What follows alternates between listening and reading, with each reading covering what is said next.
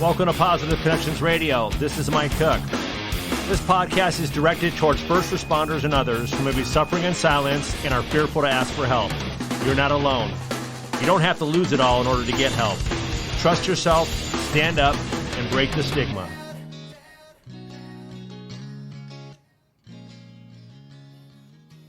Awesome. Thank you. Okay. Woo. Jim, what's up, man? How are you tonight, Mike? Happy Friday. I know, man. It's been a crazy week. You been busy? Been very busy. The closer I get to Christmas, the more my schedule is getting crammed, a little bit tighter and tighter to try to get as many folks in as I can. And it's a good problem to have. Yeah. It's a good problem to have. How about you? How are the days treating you? You know what? It's a blessing. It's a blessing every day I go to work. It really is. It's just seeing so much growth and progress through everybody that I'm dealing with, and where I'm working. It's just amazing. I'm just grateful. I'm grateful for everything that I get to do, and awesome. It's tough. It's always busy. I mean, we're always running around doing stuff, but we're well organized chaos for sure. That's good. That's good. How many clients you got cooking right now up there in Newport? What is your caseload, or what is your population like as far as numbers? We're like right around 50. Wow, good. Right around 50. So let's see, March of 2020, we were probably around 9, and COVID hit, and it just kept on coming, and we kept on growing. Awesome. Yep. Awesome. You know, that's one of those things where I say, hey, good for you guys. I'm sorry to hear that, but these clients have a safe place to land, that's for sure. And as we get closer to these holidays, the more the pressure's on, this time of the season for sure. Yeah, it really is. It's, recovery 7/24. It's not, it doesn't take breaks for holidays. So a lot of times it comes around the season where there's holidays going on and family, and we're holding on to things that aren't really serving us anymore. And if we're willing to make a positive change in our life, then we're able to, deal with that shame and deal with that guilt and everything else. And I know that we talked earlier about self-forgiveness. That's a tough thing to get through, to forgive yourself. It is. Guilt and shame are two of the biggest things we seem to fight, and in particular in addiction and recovery. I am such a proponent, the sooner we can get guilt and shame out of the way, the better. But it has such a loud voice in this population in particular, for a lot of good reasons. We've talked before about arrested development, like the age of chronologically, a client can be 40, 50 years old, 30, 40, whatever. But the age of the addiction is where the emotional growing stops. So you have a 20, 30, 40, 50-year-old, whatever age person sitting in front of you, and they're acting sometimes like an 11-year-old, sometimes like a 13-year-old, because that's when the addiction started kicking in. And you'll notice, especially with trauma clients, a lot of times these clients have trauma from such, the developmental years, very far back into their childhood. And it's not a surprise to me that they act like children when they're trying to regulate their emotions. And it's important to get that self-awareness, work through that guilt and the shame. That's all they have. That's all they've been made to feel back in the day. I understand what you're talking about there with, how addiction sort of stunts our growth, and that's all we know. When we know how to escape through drugs, alcohol, violence, gambling, sex, whatever it is, a lot of times we miss the important things in our lives that are overshadowed by what we're dealing with, and our dependence on something else, and our coping skills that we have a lot of times aren't really, they have a fault to them. We might get to a certain point in our career, go to school, get the education, get the job, going into this field, especially being a first responder, going into the field with the hopes of helping people, changing people. And a lot of times we get lost in the shuffle, or we lose ourselves in the shuffle and forget to take care of ourselves. We all make mistakes. We're all human. I think the biggest thing is trying to find a way to face it and move on. Right. And we don't seem to live in a world that give clients like that the grace and mercy to help them along that process. There's the victims of the client's drug use addiction, and they're responding in a certain way, generally from pain, generally from fear, and definitely scared to death that they may not see their loved one again, and so they respond from a place of fear. Right. And the clients in return also respond from a place of fear. They know they have harmed people, as far anyway, physically, mentally, emotionally, behaviorally, financially, psychologically, you name it. And the more they become clear headed after their detox, a couple of weeks, in recovery, all of a sudden they're faced with the truth. I have hurt a lot of people. I've been hurt and I've hurt a lot of people. And now what do they do with it? And Right. oftentimes the only coping skill they have is guilt or shame. And sometimes it's they use that by manipulation. So we got to be careful on that too. Sometimes they're used to using feel sorry for me uh, as a way to kind of get their way, or a way to tamp down their feelings. Or sometimes they start blaming people, Yeah. just like a child might. It is, this is one of I want to use this term very, very carefully. The fun part for me about addiction is that it is such a moving target from client to client, and every client has got a very unique journey in this process. The fun part for me as a clinician is that it's a moving target, and I get to look at a lot of things that are going on and try to help the client. It's very, very, it really raises the bar, Mike. It really raises our bar as clinicians. It's not just, okay, well, let's see if we can do some work on depression. It's an overarching process for sure. Right. What do you typically see when someone comes into you and says, okay, I'm dealing with this, I'm dealing with stress, PTS, and they mention they might have an alcohol problem that they want to address? What typically happens, and what have you seen in your experience? Good question. When I hear alcohol, I'll use that as the example that may have a hold on them. I definitely want to sort through it and really understand, well, are they talking about once in a while getting buzzed and losing control of themselves? Are they talking about something more significant? So I try to do as quick as I can an assessment on that. And hopefully the client will be very vulnerable with me and tell me the way it is. I've had clients say to me, oh, I only drink, 2 beers a night.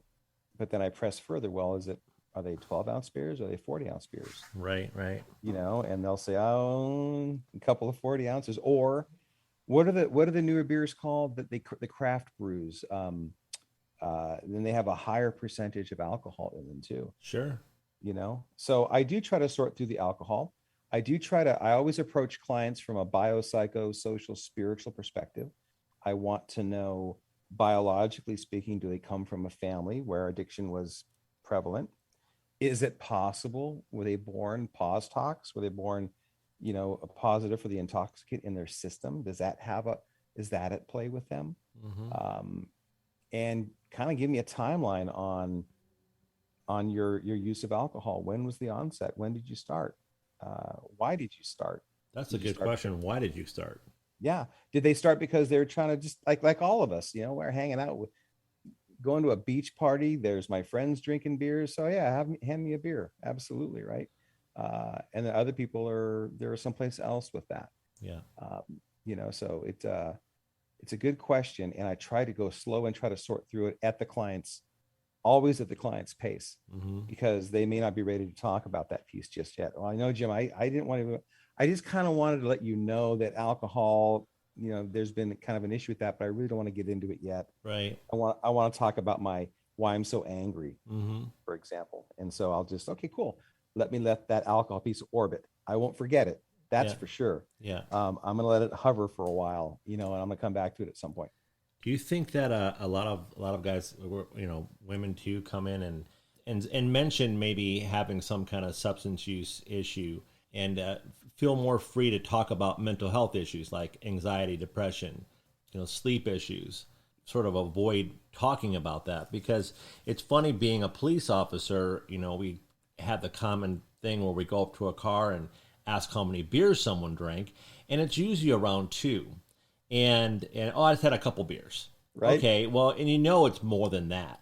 Yeah. I had this one guy once I stopped, and I asked him, and he was just all over the road, and he told me the truth. I goes, I probably had 6 or 7. I lost count. I said, okay, well, thank you for being so honest. Step out of the car. You're in danger right now. And we took care of business that way. But very Right. rarely did we ever be honest. And, some of us might catch ourselves in that, situation where we're trying to underreport, even to our doctors. We go in Yes. and they say, well, how much do you drink a week? And that little chart, it says, 0 to 2 drinks is normal a week. 2 to 4, you might have some issues. It depends how many you drink. And then you look at the statistics, and science is always changing, and they're always coming up with new things like drinking a glass of wine at night, it's healthy for you, and having 2 glasses a night's okay. Well, yeah, it depends how big the glasses are. And you might have an issue. You might not wake up with a hangover. You might not lose your family. You might not call in sick to work. But if you're drinking every single night, whatever the amount is, it's the consequences. What's happening? What are you avoiding? What's building up inside? And then, you give Jim a call, and he tries to dig into it, and usually it comes out. It's a good point. It's funny because I would think that the number of times you and I have heard, I only drank a couple of beers. Well, you think there'd be no 6 packs. They would be selling 2 packs. Yeah, That's what I yeah, always imagine. Well, why? That doesn't make sense to me. Then, the marketing's all wrong if they're just all drinking two. right. So, but I always like to take clients, where they're at. And this was the hard shift for me. That I'm gonna come back and answer your question, Mike. It was a hard shift for me to go from investigative mode to empathetic mode, Mm, where I would be with clients. I'd want to kind of hey, Jim, I only have a couple of beers. And inside I'm like, hey, let's sort through that a little deeper. And let's, right. Pull really back a figure little that bit. out. But it's like, what, the whole, it's very important for me to build a relationship with clients. And sometimes the clients are testing that by just saying, I only had a couple of beers. They want to see what the reaction is going to be. Sure. Is this clinician going to suddenly just jump down my throat and give me the big book and point me to a sponsor? Here's Right. some meetings, there you Right. go. Totally. Or is this client, what is there going to be judgment on this part? So it works best for me.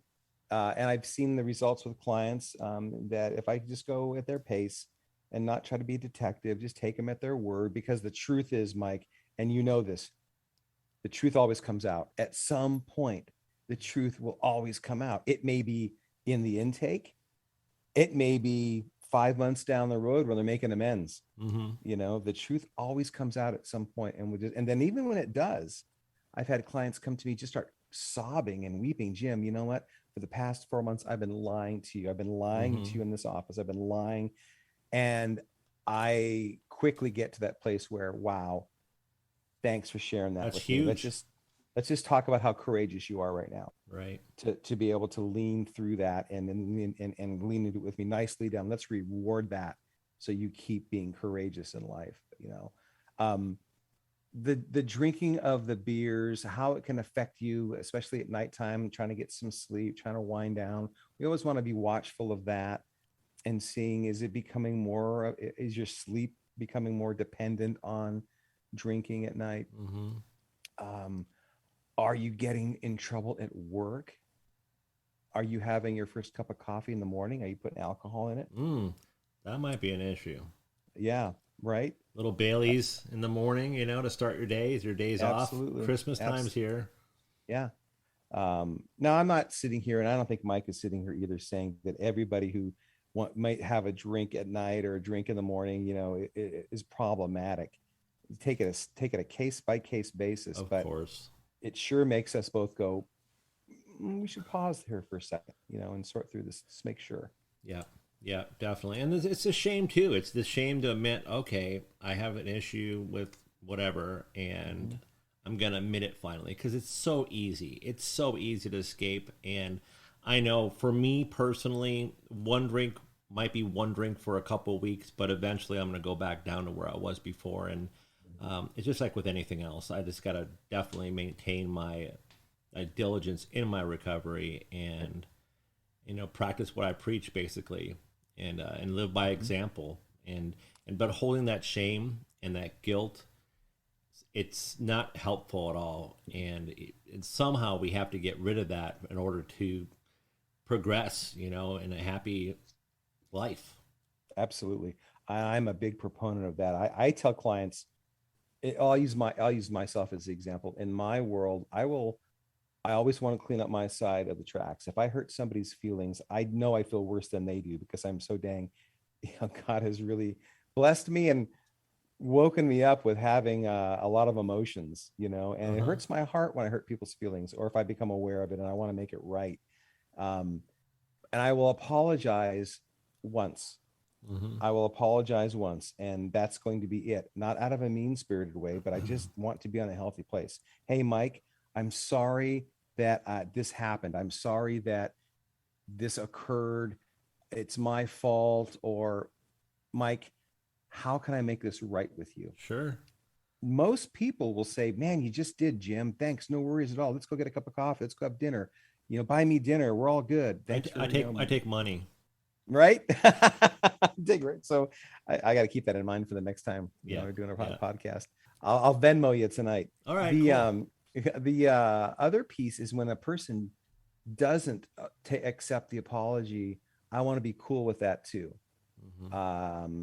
Maybe I've earned it, or maybe there's something they're struggling with. A lot of times that people don't accept an apology right off the bat, they generally will come full circle at some point, Yeah. but some people don't.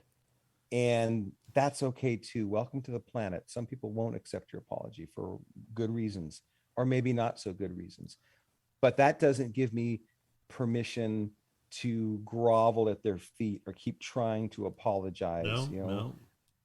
I put myself out there. If you ever want to talk about it, hey, Mike, I'm sorry you didn't accept my apology. Mike, I'm sorry that I hurt you so much that this is kind of where it's at right now.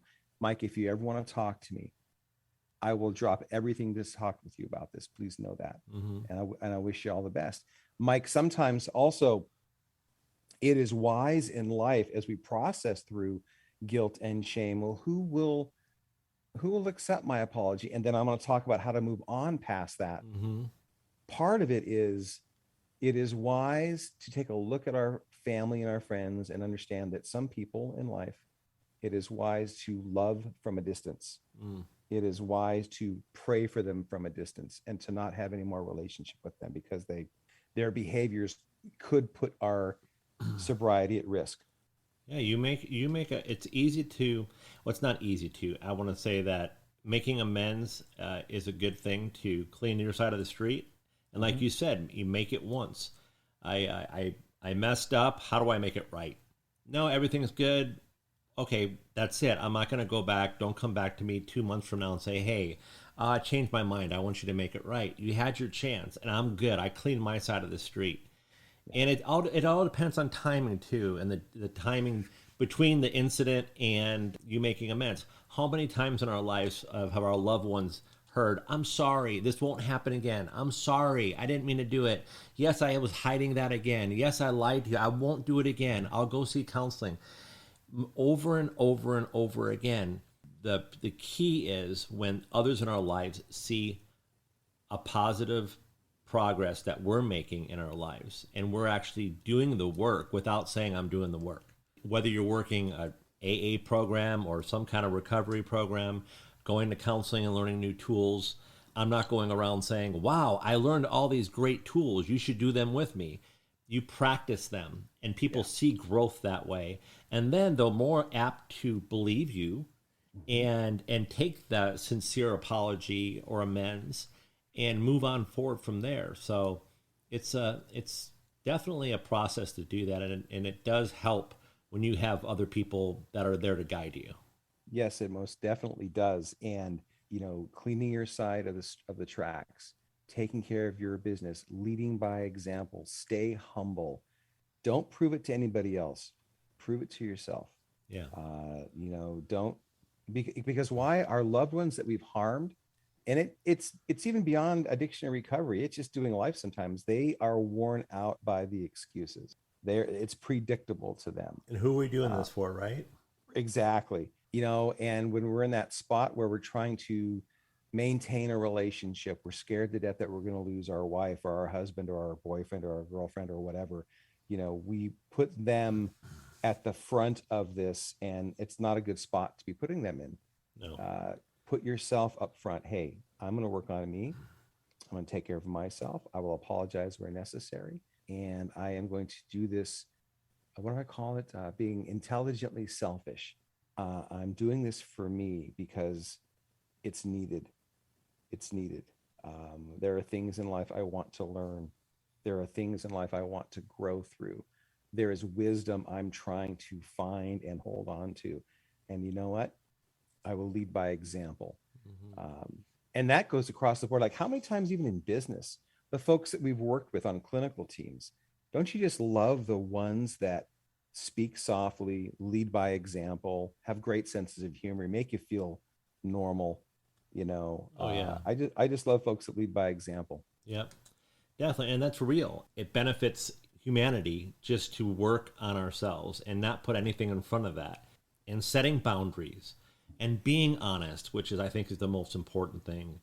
And when you talk to people, be sincere about it. For me, one of the best things that what was told me by a clinician was it wasn't my business what other people thought about me. And it was such a profound, I don't know, the way of thinking about life. I never thought about it that way. I always thought it was my business what people thought about me, what I wore, who I hung out with, how I did my work. Of course, I always wanted to hold myself to a higher level or a higher standard.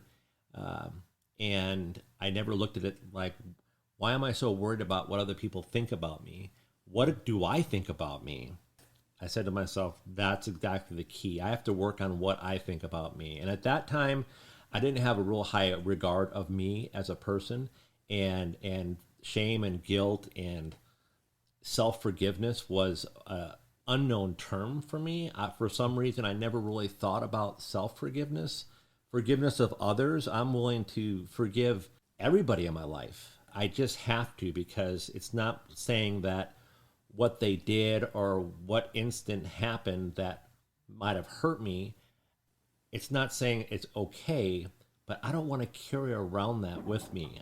I don't want to carry a piece of that negative energy with me the rest of my life. I'm going to take that to the grave. I'll never forgive someone. It just, for me, it does damage to my soul and my heart, and it just fills up another rock in the backpack that I'm carrying. Right. That is a great analogy. The rock in the backpack. Yeah. I mean, how many rocks do you want to carry before you start realizing, I don't even think I need this backpack anymore, Yeah. Yeah. and start pulling the ripcord on these things. I never want to And give up the backpack, though. I look at it this way: I look like we're born with a backpack. Okay, in my head, Mike's mind, I'm born with a backpack, and I have to have, in recovery, I make sort of like a movie out of my life about how I can perceive things. And so this idea of having a backpack, I formulated where I was born with it, and it was pretty clean. There was nothing in my backpack. And along the ways, 1 year, 2 year, 3 year, 9 years old, there was little pebbles being that I made big mistakes. Horrible things might have happened. Boom, boom, I'm putting in these bricks. I'm carrying that through my adult life, getting a job as a police officer. And then I'm putting other people's rocks in my backpack. And pretty soon, it's just too much to carry. And it's overbearing. And then we start taking them out. As I'm working on myself, I'm taking out the big ones. And that might be guilt. That might be working on self-forgiveness, forgiveness of others, accepting responsibility, consequences, looking at my own actions, putting my recovery first. And pretty soon, my backpack's light. However, I'll always have little pieces. I think about them as when I put bricks, I put the red bricks. You know how you make the buildings with the red bricks that sort of crumble? I forgot what kind of brick that is. And it's probably called red brick. And but a lot of times the little corners come off. I don't know if you ever remember that, or if you're ever a kid, you're playing with those bricks and you drop them on the ground. They break pretty easy. I have a bunch of little pieces in my backpack, and once in a while I'll dig in there and I'll get one out. But I'll always have something to work on. I'll never be able to just like empty it all out and start over again, because those little pebbles remind me of where I came from. yes. And I don't want to lose that. I don't want to forget where I came from. And I don't want to travel back down that road of despair. And I know there's hope. I know that I'm not alone. And if I'm just willing and have the courage enough to pick up that phone, to take some simple suggestion, I think my life will be better. It's a leap of faith. It could be really a leap of faith. And what do I have to lose? Right? I've tried Right. everything else on my own. Maybe I can ask someone else for help. Absolutely. And no, that's that doing the opposite of how we feel. Okay. I don't feel like calling anybody because I generally don't call anybody. I generally isolate. What's the best predictor of my future behavior, my past behavior? Oh, what is that? I'm going to go off alone and probably drink, Mm-hmm. or whatever that looks like to you. Before, and Mike, I have to change my metaphor now. I have to change Okay. my thing because you're so spot on about that. We always carry the backpack because that's the whole piece of differentiation, taking what works, what is healthy in our lives Mm-hmm. from our past, from our families of origin, whoever raised us, the good behaviors, the wise behaviors, the killer recipes, as we come up on Ah, as we come up on Christmas.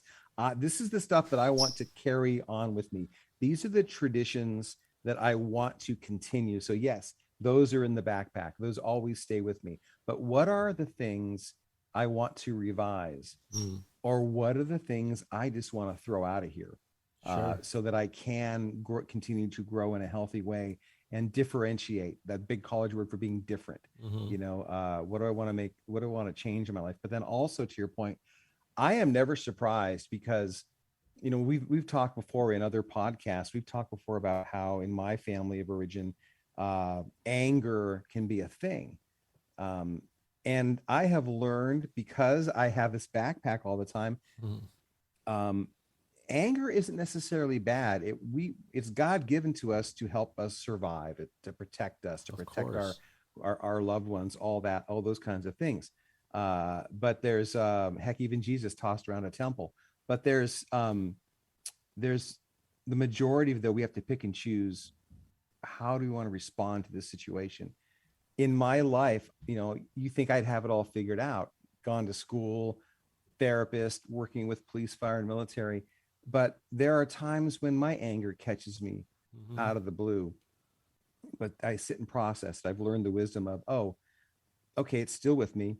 I'm not surprised. Why would I be? I've had anger in my life since I was pretty much born. Here I am, 60 years old, 61 years old. I really didn't start doing the work on myself till I was in my 30s. So I've got, almost 30 years of acting a certain way. So there should be Sure. no big surprise that it's going to show up once in a while and pull me down to the backpack again. Jesus turned? What did he do to a temple? He Toss tossed the around a temple. tent? He tossed the temple around, the Bible says. Okay. Yeah, he went in and I guess they were using it for something else. I think they were selling goods, or And he just I don't know like, if they were oh yeah, I mean, stealing. I remember. I think, yeah, Yeah. like There's tossed some around the uh, there's some tables. strong Bible readers out there right now that are rolling their eyes and saying, Go, "Come on, Jesus, Jim. you gotta This be is sick. this is this is in whatever." Like, I can't remember that, guys. I don't. All I remember is Jesus tossed. What do I remember about I the Bible? remember. Jesus I Jesus remember tossed the they were temple around. selling something. They're probably Yeah, selling. I think they were selling something in a temple, and he, called them a den of vipers or something like that, as I remember, dude, a that's a den of strong word. thieves or something. Yeah. Yeah. Well, you know So, what? That's what we're human, right? That's what yep, we do. absolutely. And to the opposite side of that, so what are here's where I just lose the entire biblical audience. What do I remember from the Bible? The verses that really resonate with me. And Jesus wept, 3 words. I think one of the only Bible verses I have memorized, but it gives permission for men in particular, but all of us, to cry. Mm, And I'm always using that when clients come to me and have a faith and they want to talk about that. I'll say, you're in good company, because even Jesus wept. And then what's the other piece? Jim, when I have a spiritual client, does God really hear my prayers? Like, let me tell you something. The moment you pray, your words are heard in heaven, mm. and angels are sent to you, because it says that in the Bible. So you're not alone. It may feel like you're alone. Yeah. Just It, give God the time to work through this. Go ahead, Mike. I remember the Old Testament. Have you ever read that?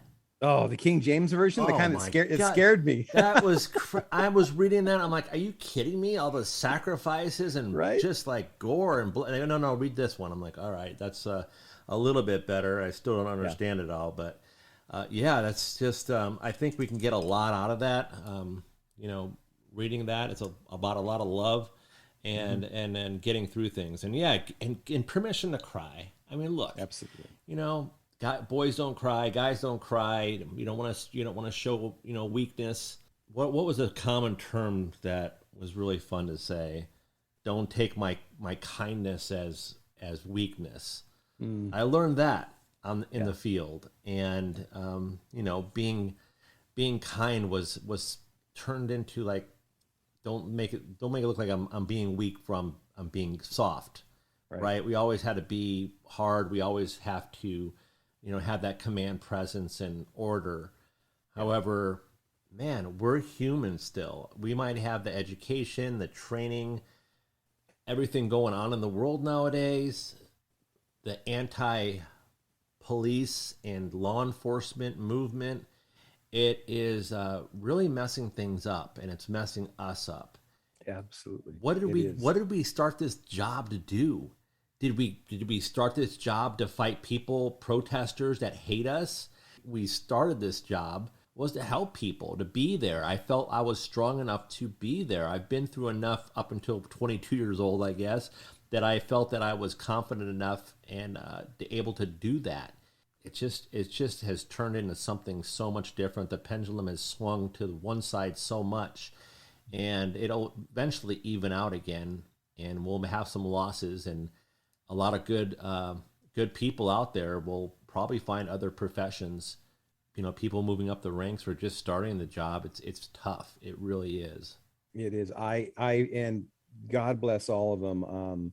And we talked before in a podcast in the past, these amazing women and men that are in law enforcement, that are in emergency services, that are dispatchers for 911, that are firefighters, that are paramedics, military folks, um, from the rookie on up to the 30-year seasoned veteran. These folks have all passed some pretty stringent psychological assessments. They are generally on their A game. At any given moment, when you call 911, a complete stranger is going to put their foot through the gas pedal to get to you. Mm-hmm. And I think that it needs, I wish we would just take a moment and pause there for a second and just cherish these amazing heroes that are out there. Once upon a time you were there, Mike. Once upon a time I was there. And we all know those calls where it was like balls to the wall. Let's get there. Let's get there safe, but let's get there. I've seen the Uh, courage of just everyday people with just any kind of job. I mean, the courage that's out there for the human race. Not saying that you have to be in law enforcement or some kind of military to have that act of courage and the act of love and kindness to help other people, whether it's at an accident scene, whether it's at whatever instance that we're at, that we lend a hand and mhm, we're there right. because, we're the same species. We Yeah. might have been raised a little bit differently and have different backgrounds. However, if we don't do this, we have to be unity as one. And there's always going to be those out there that are going to be fighting it and trying to do it their own way. Mhm. And, that's just part of life. It's always been that Yeah. way since the beginning, even when We, Jesus was right. around. We all make mistakes. We're all human. And guess what? I'm not done making mistakes yet. You think I would be by now, but I'm not. And I embrace them and I learn from them and I want to grow and fall forward and move forward.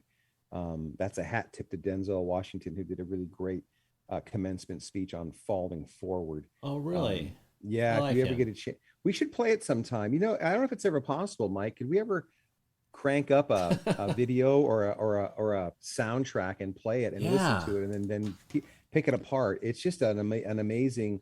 If you ever get a chance to listen to it and maybe play it for some of your clients or do a group on What's falling what's it forward, called? And I'll try to look at it, and then I'll maybe send it to you. I as just you're sent it to a talking, client. I'll just send it to a client. well, I might be able to I'll do do it it. while we're talking right now. Yeah, Really, I think I have the technology to do that. really. Well, and you That's can re- always edit this out if it doesn't work out. Hang on a second. Let me find it for you. all right. So if we pause, this is because I suck at multitasking, so I can't talk to you and do this at the same time. Okay. So give me 1 second to. I just You're sent this doing to a good. I client the could other day. talk while you're doing that. Or this might confuse you a little bit. Go ahead. Let's find out. Ask me something. See if I can do it. So, what color is the couch behind you? I don't know. Let me look. And I bought the dang thing. It's all rustic Western stuff. It's all rustic something or other. That's great. That's got to be is that a background? No, isn't it? Doesn't it look real? It's my living room. Is that really your living room? It's really my living room. You got to be kidding me. No, I'm all country Western, man. I'm country. Okay, it's playing here. It looks like a picture. I don't believe it, man. You got to get up and go sit on your couch. I don't believe that's your couch. I'll go up and sit in it right now. Whoa! Oh, I knew it. You know what? I lied to you so close to Christmas. You did, man. That was deceptive. So don't give me that pony that I wanted for Christmas. Okay, Mike? I know you're full of shit. I still can't. I can't even. Because if you would have sat in that couch, I was looking. I go, this is just too perfect. You've got the cleanest house ever. Right? Oh, I got your thing. Okay. There you go. That's the full. I love the full one because it really gives you the backstory. There's a short one after that's 6 minutes. The full one, excuse me, that's 20 some minutes. That's the one you want to listen to. Please join me in welcoming. Do you hear it?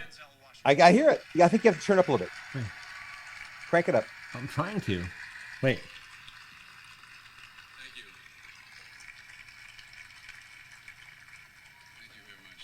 For some reason, I can't. I am obviously Out there, somebody is some really gifted podcaster who's like he or she are rolling their eyes, going, "Guys, no, there's this button you're supposed to press. It's easy to do." So here we go. Wait. It's trying to. I don't think my phone was connected yet to the. So if it starts like flying around the stage, but you hear it, right? I can hear it. Oh, wait a minute. Maybe I'll put on my microphone.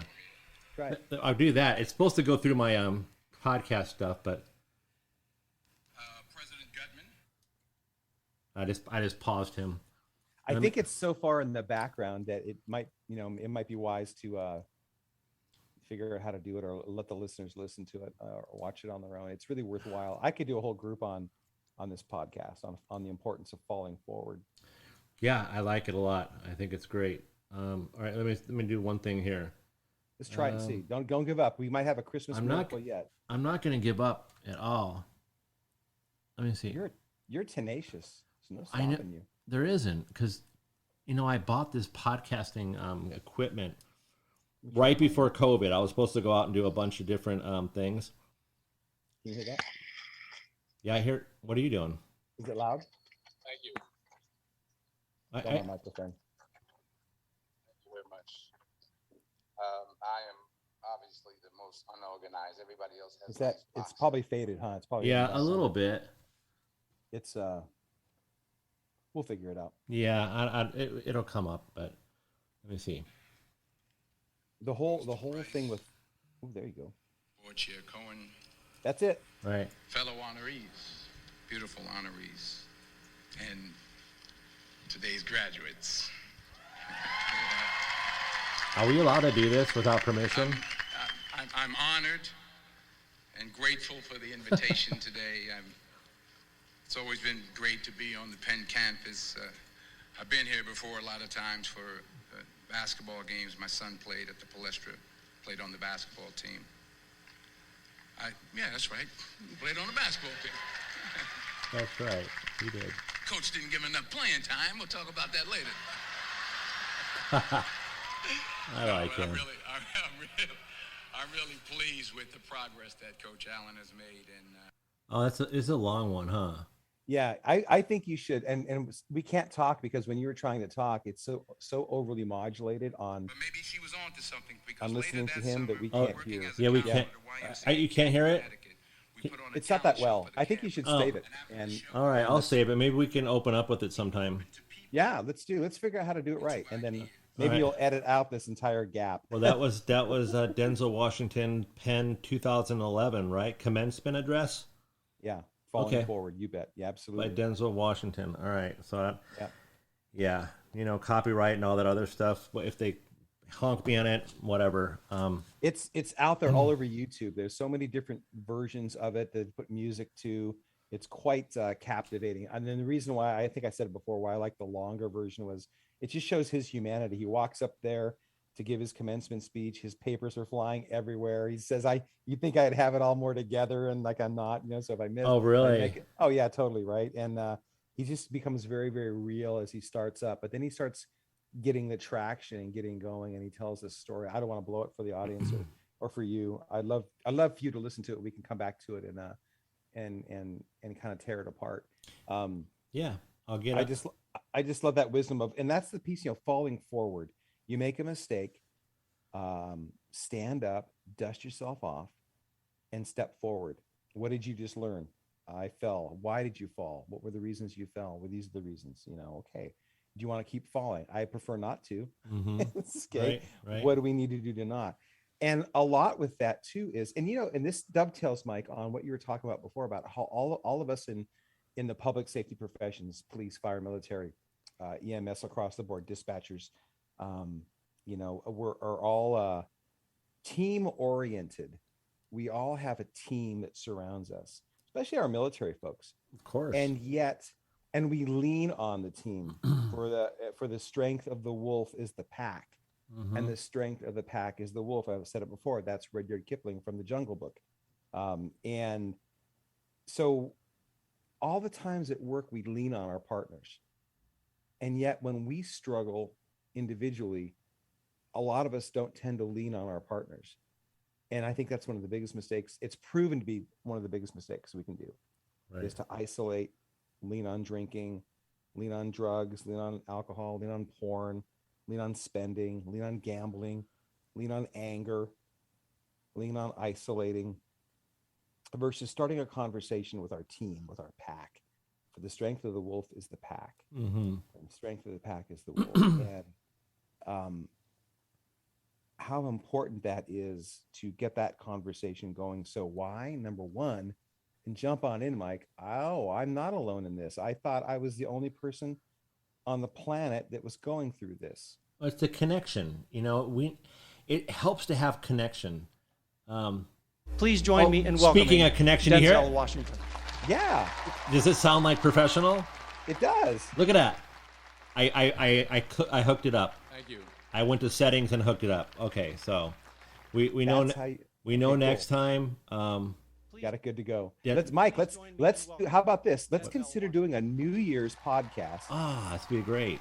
based on Denzel Washington falling forward, and let's challenge ourselves and our audience, your audience. All right. What's Fall your audience forward. too? It's all our audience, right? Wow. Okay. I'm only as good as you are, though. I can't figure that technology stuff out. Well, yeah, like I'm. All I know is the timing of it was perfect, because when you said, "Look, I figured it out," all of a sudden there was like this ovation. yeah, And then you go, Jim, I did it, and then you hear this, "Thank you." Exactly. Where's my? I think I have one. Right. Oh my God, Mike, that's what we have to do. When I make a good point, I want you to put some applause in there for me. Okay? All right, I'll do that. We'll practice this. Hey, everybody, I'm Jim McLintock. That's where you do it. No, that's. Wait, do it again. Hey, everybody, I'm Jim McLintock. Oh. It's like crickets. Yeah, Jim. Yeah, I can program all kinds of stuff in here. Oh, I'm I not just gonna don't have get time. I'm not gonna get any applause out of you, am I? Connection. Back to connection. You keep going. What do you got on connection tonight? Well, it's so important. It's very important in my life that I maintain connections. That's the only reason I named this podcast Positive Connections, because I'd rather have positive connections go out there. There's going to be a lot of other connections that you might get. However, it depends how I handle them. And I want to be part, not any specific group, but I want to be a part of society as a whole. I want to know that what I'm doing is just and right, and it's true. And I don't have to prove it to anybody. Just by my actions alone, eventually you'll see that I'm truthful in what I do. And I do it for the right reasons. And yeah, I am very far from any kind of perfection. I try to be the most excellent I could be. I was actually at the Rock Church. This was back in 2014.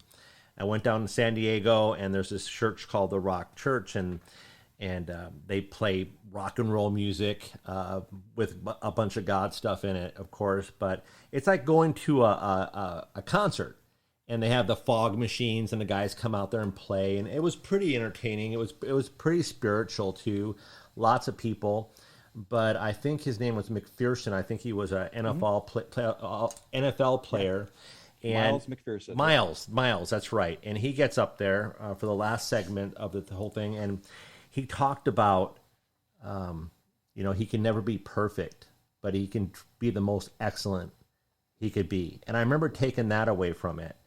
It's a sense of freedom, just having some perspectives. I try to grab things from different areas of my life, and just having a perspective of be able to form that connection, no matter who it is. If it's a Buddhist monk talking about something, or if it's Gandhi, or if it's the cashier at the Ralph's. I try to get something out of everyone, just a perspective, and just to know them, just to tell my story and say, look, this is who I am, and I see you, and I appreciate you for what you're doing, and it doesn't have to be anything long, but sometimes it's just a smile.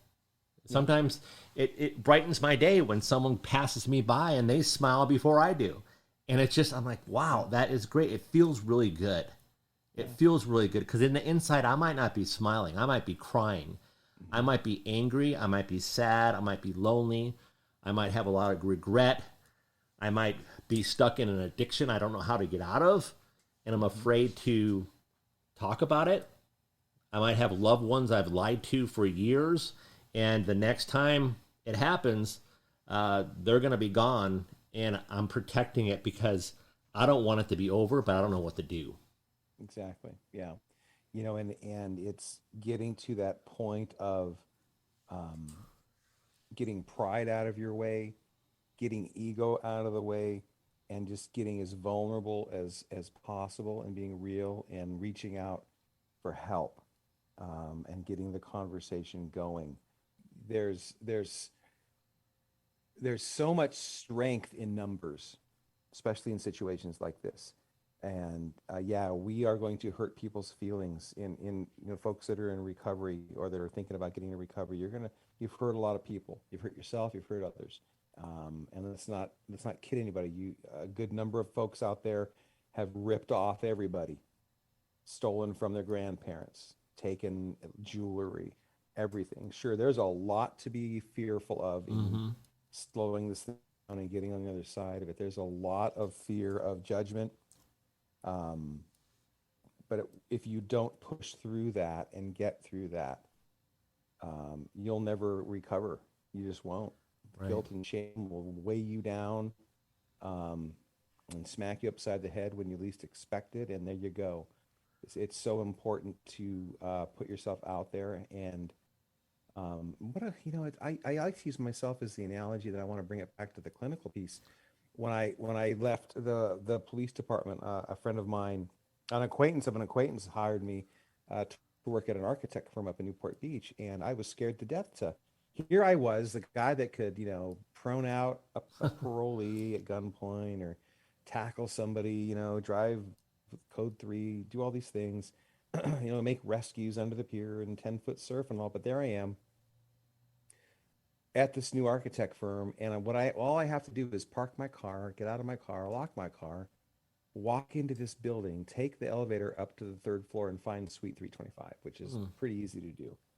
Yet I was so intimidated by this fancy building that I was walking into, the woodwork, the carpeting, the brass letters, the brass doorknobs, everything, the fixtures, all.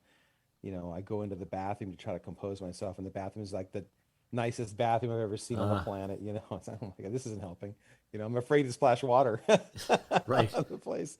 And that ability to size it up. And I think I may have shared this with you before, Mike. I said to myself, Jim, if you can do all these other things, if you have done all, you can certainly walk to that door and open it up.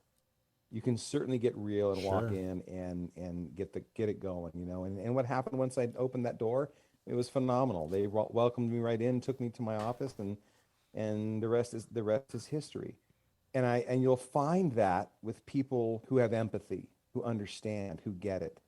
If you're struggling with whatever you're struggling with, They're waiting to welcome you to the conversation. Right. You think about a 12-step meeting, for example. There are people that are going to 12-step meetings that are on their A game. There are people there that are not on their A game. There might be people there that have just used, but they know this is going to save their life. They've got nothing left, and I've never seen anyone turned away. Welcome, brother. Can I get you a cup of coffee? We got to start somewhere, right? We have to right. we have to drop that pride and start somewhere and say, look, I can't do this alone. Can I get some help? And if you sincerely want it, just do it. Just try it.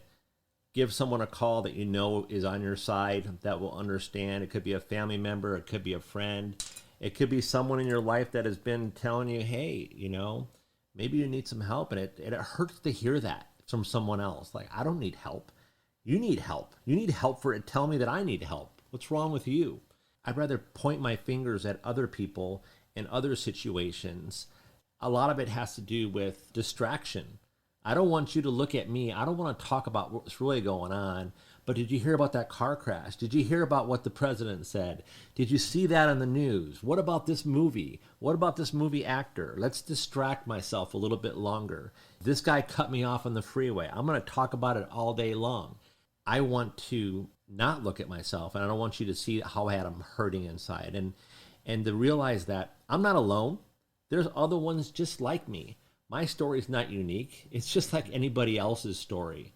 And if it's a story of survival and overcoming and courage, that's where the healing starts. And it has to go somewhere. Let's say if I'm a little bit out of shape. I've been neglecting my body, my hygiene. Maybe I've been eating bad foods where I'm gaining some weight. Well, the first step is what? Look at my diet. Maybe read up on what to eat. And pretty soon you'll start seeing little progresses.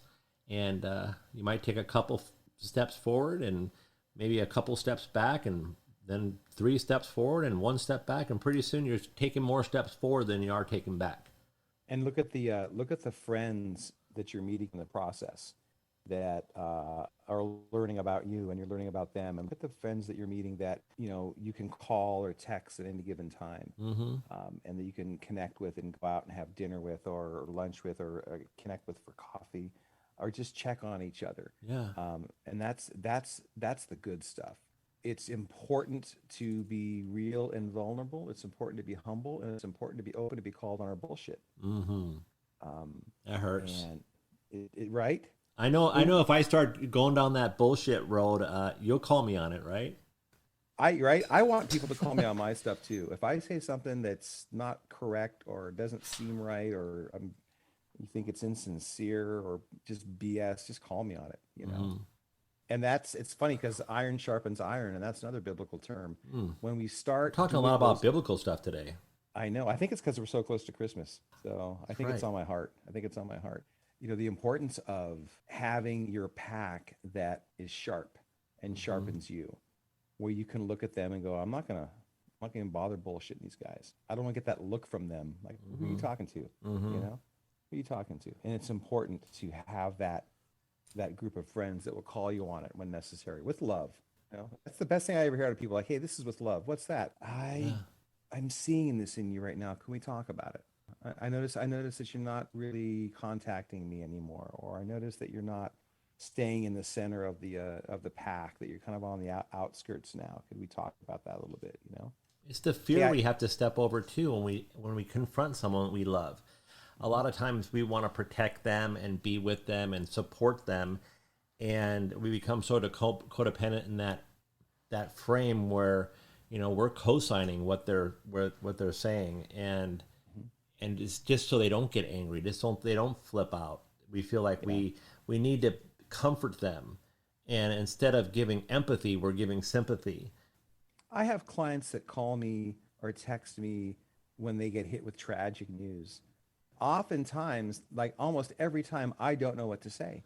And that's what I say to them. I go, hey, Mike, I do not know what to say to you right now, but I am close.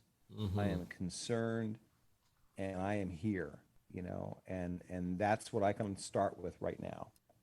Saying what we feel. I want to hear the truth. I'd love to hear that instead of you trying to, make it better, or, why don't you do this? I just want you to hear me. Yeah. And you know, back in the old days when I was an intern, back when I was first learning how to do this thing called counseling therapy, I was always in a hurry to try to find a way to help the clients get through their suffering and make this and find some solutions. But I've come to realize over time and distance in this profession that the wisest course of action is to tell clients, I know this season sucks for you right now. And I know it's counterintuitive to want to lean into this and work through it or want to sit here and feel every ounce of it. I know that it's easier to run from it, hide from it, ignore it, drink your way through it. I get it. But healing, unfortunately, is in the pain. Healing is always in the pain. And who the hell wants to hear that? You Right. know? And I have to pick and choose the times when I say that. What was that phenomenal definition of grief I heard a while back? And this is really a loose interpretation, but I should have written it down. Grief, and if you if you have one, Mike, jump in. Grief is being forced to make a decision that you don't want to make. Mm. You know, you think about someone who's dying or passing away or has passed away, and I'm being forced to make a decision on this. I don't want to Right. make a decision on this. Well, what's the decision? Suddenly I'm going to miss them, and there's no stopping it. I'm being forced to make this choice, you know? And you can go on and on about those things, but that is like, that pumps my brakes so hard and spears me in the heart every time I think about grief. And what it does is it keeps me in alignment with my clients. Sometimes as clinicians, we get a little worn out of everybody being in grief. We knew the job was dangerous when we took it. And this is why That's it's true. so important to have self-care. You know how we got in trouble going call to call to call, and then our empathy is getting worn down. Then all of a sudden we're saying something stupid and we're getting in trouble as police officers or whatever that is. Well, the same thing can happen as clinicians. You Yeah. know, go from client to client to client, and just listening to where they're at and telling them it's important to not hide from this, but to lean into this. And why? Because it's grief. And what's grief? You're being forced to make a choice that you don't want to make. And we get And a lot of times the other party, we get a compassion fatigue. yep, We soak all this stuff up, and we're seeing a lot of tragedy. People are experiencing a lot of grief. There's no way around it, and the way to face it is to know that everything happens for a reason. I am going to get through this. It's painful. It is a struggle, but somehow I'm going to learn how to get through this. And if it means crying, if it means getting angry and going through all those different emotions, I will. And I'll have people by my side to guide me through it. But I know that it might not ever go away. However, the pain will subside a little bit so I can actually carry on my life and live my life to the best of my ability to help other people. I got hit with greatly missing my dad and my mom and one of my dogs. Just hit me one day, a few days back. And again, the pressures of the holidays, what's going on? Well, why would I think about my dad? Oh, his birthday's in December. Well, why else? Well, growing up as a kid in Christmas and what my dad did to make it fun for everybody, you know? What about your mom? Well, it's Christmas again. What was she doing? Well, ditto with dad, but also, you know, cooking. And we're all getting together watching holiday stuff on TV, you know, from being a child into being adults. And then what about your dog? Well, anyone's ever had a dog. That's all I need to say. Yeah. You know, and I got hit with everything at once. And I felt such grief, and it overwhelmed me, and I let it. I remember saying to God, Lord, here it comes. I don't want to feel this, but I'm going to feel every ounce of it because I know I will feel better when I'm done, and it's important for me to feel every ounce of this. And I was in this place where I could do that. And you know, Mike, I wept. I wept like one of the biggest crying sessions I've had in quite some time. And it was deep and it was brutal, Yeah. but it was the best, excuse me, it was the best thing ever. You know, at some point it passes, it eases. So, and I remember in this particular moment, it came back in a couple of waves where it hit me again, and I let it hit me, you know, and it's one of those great crying fests where you just have, snot everywhere. Just like, Yeah. oh my God, just like it's pouring out of me. I can't stop it. I'm using my shirt to wipe my whole face and everything, and then here it comes again. But the point being, when I was done feeling every ounce of it and letting it myself feel it, it eased, Yeah. and the world came back into focus again. And I got up, I went to the kitchen sink, I washed my face off, and I went, okay, and a lot of times people, who wants to feel that? I don't want to feel it again, but if it hits me again, I will feel it because it makes, why wouldn't I? Yeah. And thinking back to that now, how do you feel by even talking about it to me right now? I mean, what feelings are there? There was a point in my life I would have never told this story to anybody. You would have never heard me tell you that I was grieving so deeply, Right. that my heart was out of the blue. My heart was breaking on me all over again. But now, because I surround myself with people I trust, people who Hmm. are invested in my life, and it's wisdom. There are some people in life I would never tell this story to because they haven't earned that trust with me. I know they only have so much depth and breadth, but I know other people that were like, just man, they'll be crying with me, Yeah. Yeah. and so like I lean on those people, and it's wonderful. I mean, I don't want to go around through life bringing everybody down. I don't want to do podcasts that brings everybody down, but I think there's something to learn Hmm. from people's pain and how they endure it and what they go through with it. And so to answer your question, it feels just fine. It feels normal. But honestly, it feels like when you asked for that, I said to myself, what's what I do? Hmm. I know.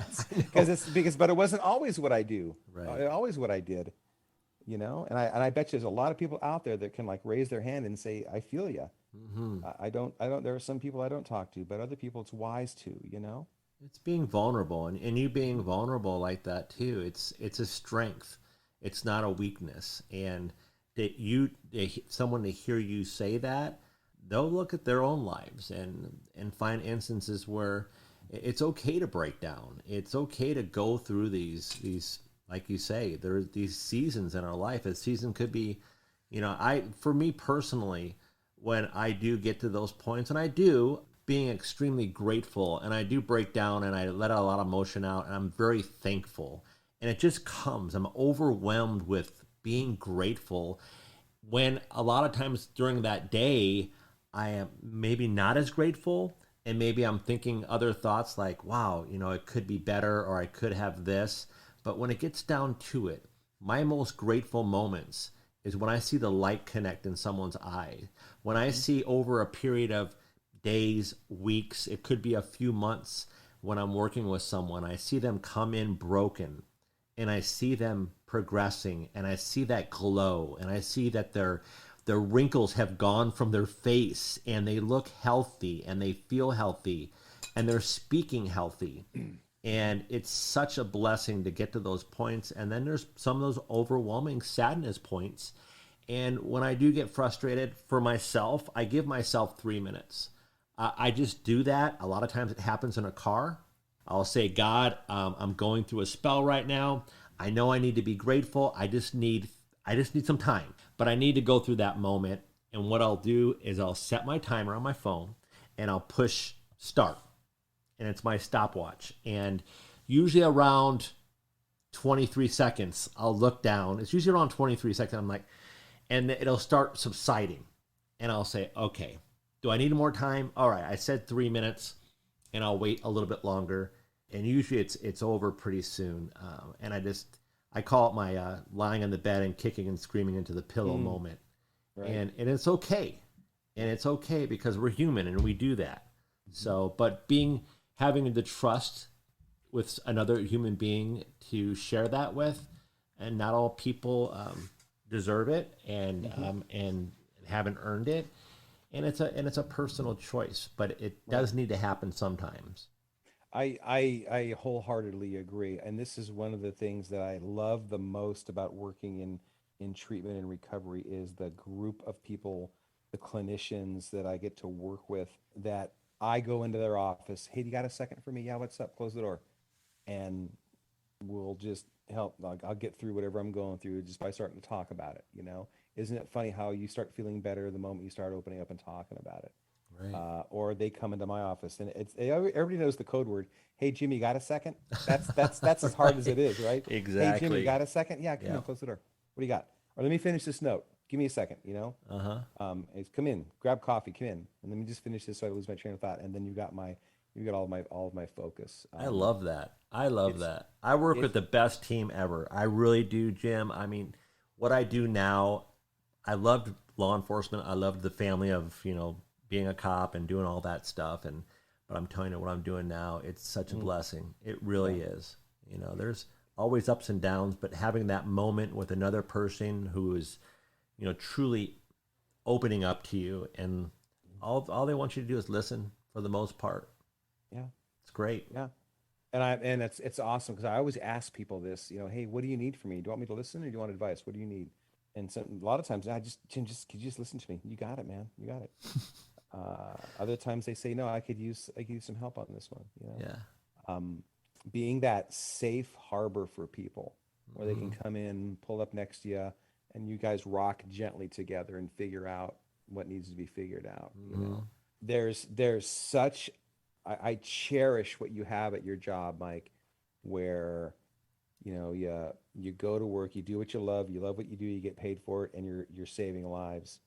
And you know what's that saying about dogs? Who saved whom? Like when you go rescue a dog. Mhm. But the same can be true in counseling. How many times people cross our paths and we don't realize that they are hanging on to one golden nugget that we said in our session with them. They got one piece that they're just hanging on to. Yeah. Right? And the same like when they go to 12-step meetings, there was one person that said something that saved their life, that pumped their brakes And big you time. never know. Sometimes you don't know. And I'll get people come to me once in a while and like, yeah, when you said this, I'm like, oh my God, that phrase worked for me. Hmm. Like one of them is, and it's happened a lot of times and it worked for me too. I'm not going to drink today. I'll drink tomorrow. And tomorrow will come and I'll say in the morning, I'm not going to drink today, but Yeah. tomorrow I can drink and give my Right. brain permission. Yeah. However, it's hard for me, Jim, to hear that I know I do a good work, but like I'm saving lives. It sort of triggers me when I hear, "Oh, we're saving lives and we're doing this." When I went into law enforcement, I didn't want to save just one person. I wanted to save a lot of people. I wanted to be there for the majority of the people that I contacted, and I'm not able to accept praise. Maybe Hmm. and it's just something about me and that I Hmm. work on. Even receiving help from someone, and I've been working on myself for years. It's got to a point now where I'll pause if someone asks me if they could help me, and I'll say, "Hold on one second," and I'll think real quick, what can I have them do? Because it's not necessarily for me to get help. It's they're doing because they want to be able to help, and I don't want to say no. I got it. I know that the people that I deal with, they're doing the work. I'm supplying information that I received from many places in my own recovery and my own struggles in life. I'm giving them things that have worked for me. And sometimes I say it right, and sometimes they get it, and they get to make a better life for themselves. And that's the why. That's the why that I do this. And a lot of people that are in the field that we do, and are clinicians and mental health workers and doctors, we do this because of those moments where we have that connection and we know that this person is in a better spot because we were in their lives. Right. Right.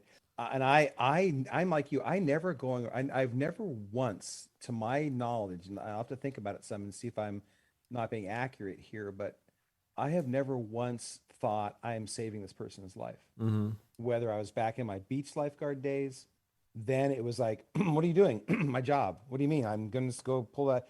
I'm going to go clear that rip current out. Mm-hmm. Oh, we went through the pier. No big deal. You circle back and you see this person that comes up to you and said how scared they were, or Right. you see them, or you forget about it and you see them a couple years later and you don't even recognize them anymore. And you go, Mm-hmm. hey, aren't you Jim? Yeah. Hey, I'm Phil. Yeah. you know, I was that young kid that you went through the pier with on that big day, remember? And like how I didn't want to hang onto the rescue tube, so you just put me on your chest, and you Right. held me on your chest as you were grabbing other people. I'm like, oh yeah, that's right. Yeah, you saved my life, man. I'm like, I still like I did Mm-hmm. because I'm Mm-hmm. just so busy doing what I think is appropriate at that moment in time. What's that? I'm clearing the rip current and I'm getting Mm-hmm. people in. I don't really think about I'm saving lives. And then you fast forward it to being a police officer. I honestly I have to really think about it some after the podcast. Like, did I really ever go in thinking I was saving someone's life? And I, honest to God, can't say I ever did that. It was just I'm doing my job. And the same thing with counseling. When I have someone come up to you and say, "Hey, Jim, remember when you told me that when I couldn't see the light of hope, that you could see it for me, and to just hang on and to trust you that you could see hope for me." Right. And Right. that's something I say. And so, Right. yeah, I remember. Do I remember saying it to him? No, Mm. probably not. But I know I say that, and I'll go, yeah, I remember saying that. And he goes, "You saved my life that day." Wow. Wow. Wow. What is that again? I want to hear that. Um, Mike, when you cannot see the light of hope in your life, I can see it for you. Yeah. I can see it for you. Just hang on and trust me. Just walk with me. Yeah. Walk with me. I just trust what I'm saying, and just, I see it for you. Just got to wait for it. At Mhm. some point, the storm is going to set you down. At some point, you can't see out. Right now, you can't see out through the tornado that you're in. The Mhm. tornado is just, you're stuck in the middle of it. It's knocking you silly, and there's nothing but trash and debris in your life, and the ones you love and the ones who you've hurt just flashing before your eyes. You can't see anything right now, Yeah. but I can see hope. I can see the light. I know how to get out of this. Yeah. So always blown away. And this is another reason why I love working in treatment and recovery. And my story, we talked before, I wanted nothing to do with treatment and recovery back in the day. Mhm. I just wanted to work with easy clients that were having a bad day. Don't give me anything beyond a little bit of depression or anxiety. If you want something different, go talk to somebody else. What do you want to do, Jim? I just want to work with those clients, the easy ones. I'm just having a bad day. Yeah. Well, good luck finding those. Right. you know, but I got sent to a all women 300-bed adult recovery center, and that's when my life changed for me. That's when God said, "You're gonna get grace, you're gonna get mercy, you're gonna get empathy, Yeah. and oh, by the way, Jim, we're gonna work on your judgment of people too."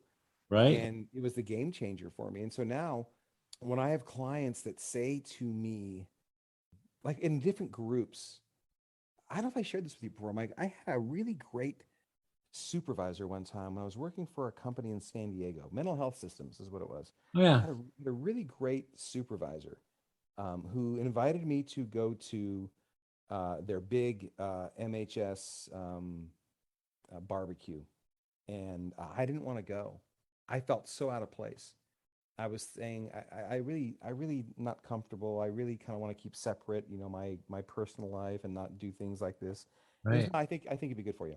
His first name is Barry, by the way. Barry, God bless you. If you ever hear this, Barry, I learned so much from you, and I think you know it, but just in case, um, nice job, Barry. Anyway, so Barry invited me to go down there, and then he insisted. He was like it's like I have one of those guys who goes, "Hey, I'm gonna take you to a meeting." "No, thanks. No, come on. No, thanks. No, come on." Right. Right. It's Right. okay. Great. And he ended up ordering me, "Jim, you're gonna come down here because we're gonna pay you for it." All right.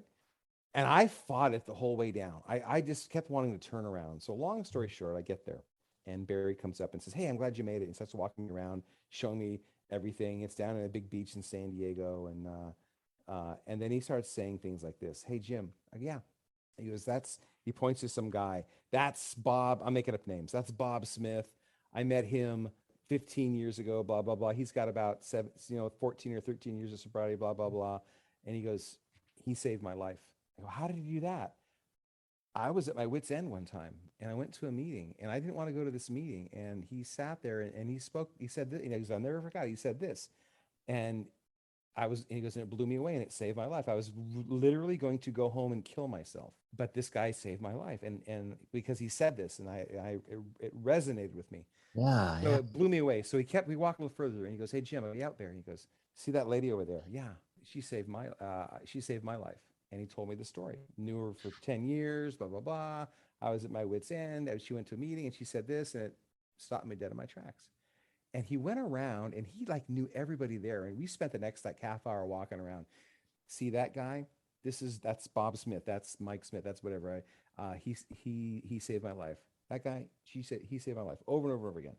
And then finally he goes, you see that guy over there? Yeah, that's that's Mike Cook. Yeah, I saved his life. What? It totally turned the tables on me. Like, what? How? He came to a meeting one time, and I was speaking. And after the meeting, he walked up to me and he goes, "Could we talk a little bit?" And he told me his story, how he was ready to to kill himself, and the words I spoke, and the vulnerability that I showed, and the willingness to just put myself out there and be real, made all the difference for him. And so the next few minutes, Barry took me around and was showing me all the people that had saved his life. Now you stop the story for a second and you think, Mike, I wasn't going to go there. I was fighting tooth and nail not to go to this dang company picnic. I just wanted to stay home. I wanted nothing to do with it. And had Barry not continued to ask me and then insist, I would never have gone. And had I not gone, I would have missed this story and the importance of it in my life, and how I've repeated this story through the years to people who I felt like it was clinically appropriate to repeat it to. And so I sit back in life and I have come to know the importance of being real and being vulnerable. And even if you pick somebody that doesn't prove to be trustworthy to talk to, that's on them. Right. That's on them. I'm living my life with nothing to fear. I'm living my life with nothing to lose. And that's my encouragement. That's the way to do it. And, you never know who you're going to meet in this field and out there. And I'm telling you, that's powerful. You never know who you're going to help too. Right. And so that, and I stay really humble. You're always going to hear me say this, man. I say this with humility. My talent is on loan from God and a lot of great clinicians that entered my life, and ditto for you and ditto for everybody else. I don't wake up in the morning thinking high thoughts of, oh, I wonder whose life I'm going to save today. That never comes in. I never think about that. I think about, how can I help them? How can I show mercy? How can I show no judgment? How can I show, love and kindness, but also the courage to be gently direct when it's appropriate. Right. But also, I've also learned, I always say, you think I'd have it figured out. I've know me. I know what a team player that I am. I know that I love being on a team. There are moments I like to isolate. There are moments I need to recharge. But by and large, man, I thirst for connection. Yeah. I know how important that is, to just talk to people and relate with them and be real. Yeah, you never know whose life you're going to change and possibly save too.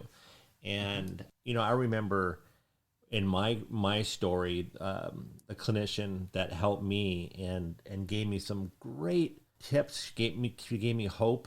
A lot of things that made my program what it is and my life what it is, I based on the things that she taught me and she had said. And a couple years later in my recovery, I recontacted her, and she was my case manager or my counselor. She didn't remember me. And I was like, you don't remember me? I'm the cop that did this, and I went into your rehab, and you sat me down, and I was crying in your office, and you told me it's none of my business what people think about me, and asked me if I was praying to God and pointing your finger at me and saying, and she, for a little bit, she started remembering, but it wasn't in her life. My life was in my life every single freaking moment of the day. And after I left the facility, after 28 days exactly, it gets sort of, you never know who you're going to help. But I wanted to make sure that she knew that she changed my life. And I use it to this day, certain things that I remember and pinpointed it. And it just, I take it in my life also, things in my past that I might have regretted or I can't forgive myself from, or maybe something's happened when I was younger. In recovery, I was able to revisit certain things in my life and realize that it was all on me.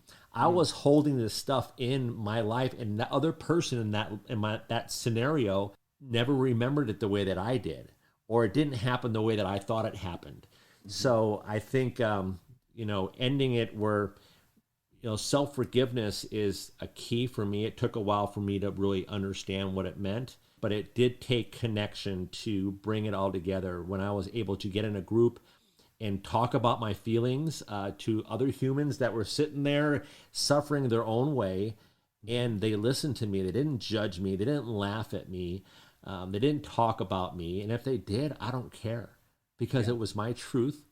And that set me free.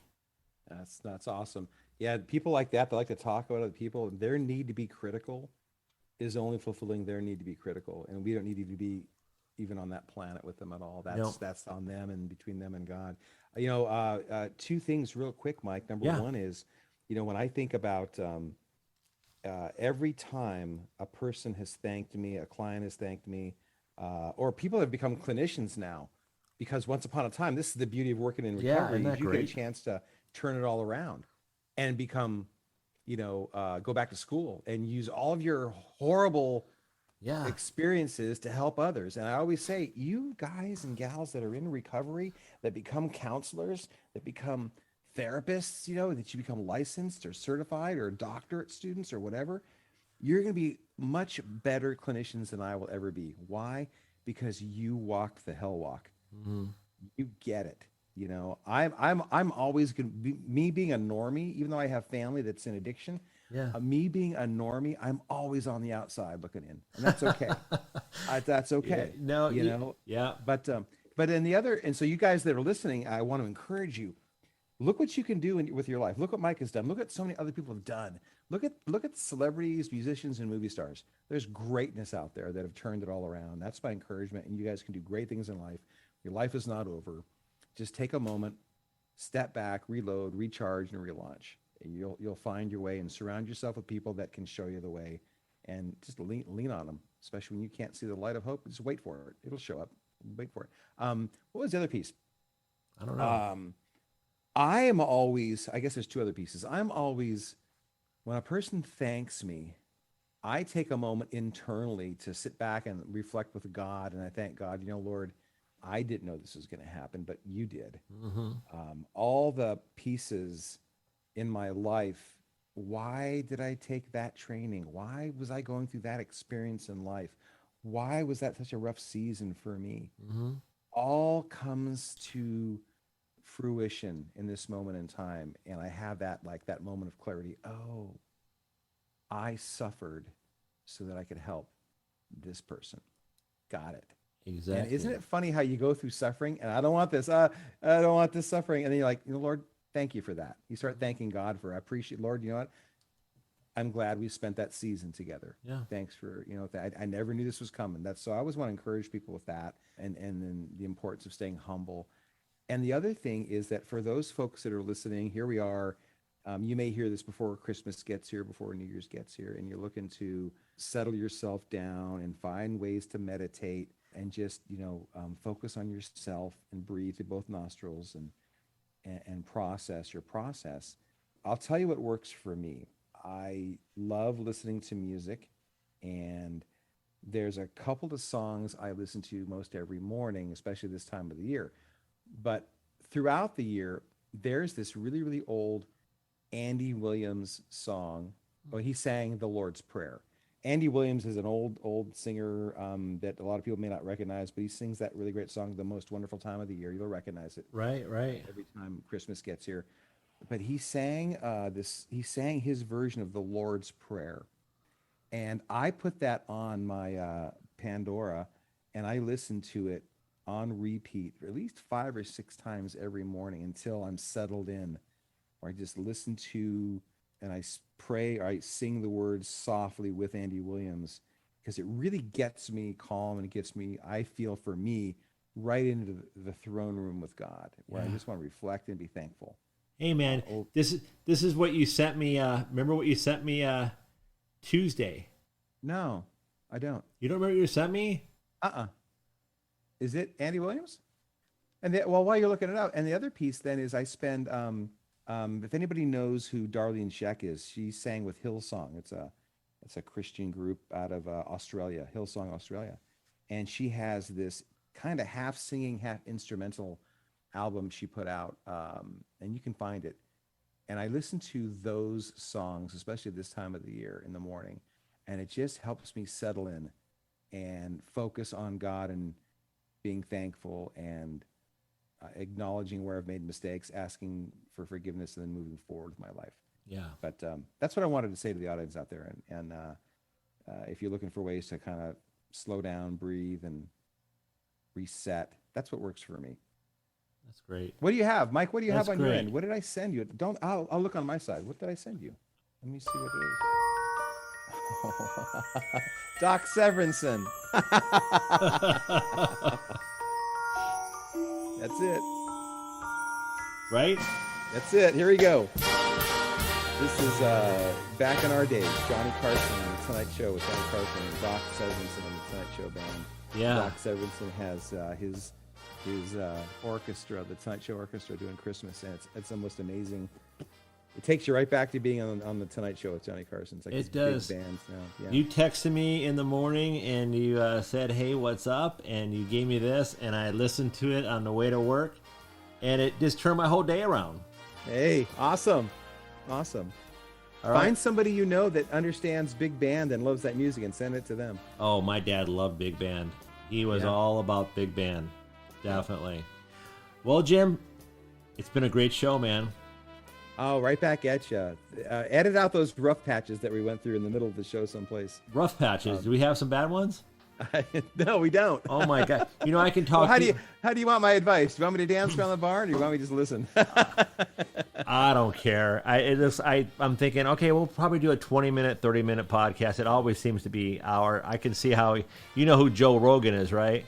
Yes, I do. I listen to his stuff once in a while. I get addicted to it. He's great. He has some great. He's an intelligent man.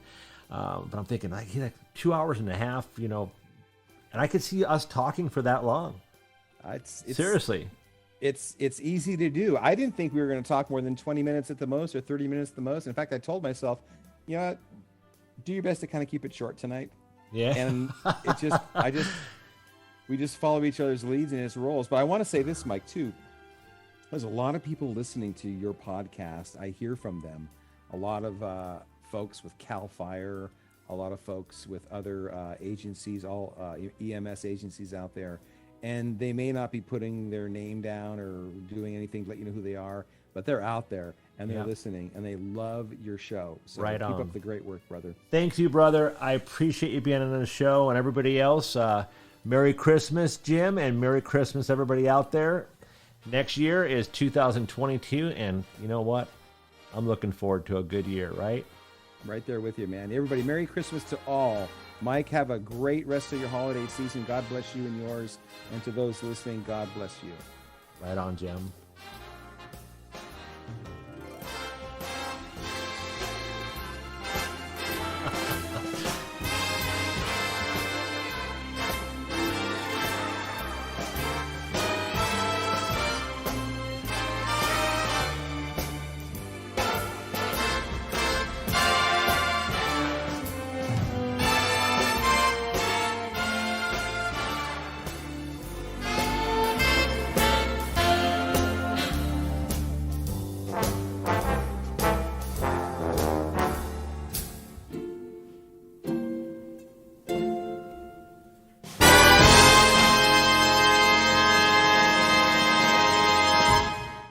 Beautiful.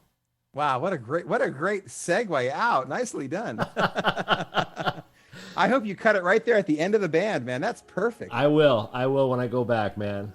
That was good, awesome. dude. Thank you so much. Let me try to figure out how to I'll stop recording here. Recording stopped. Oh, man, I know she said that.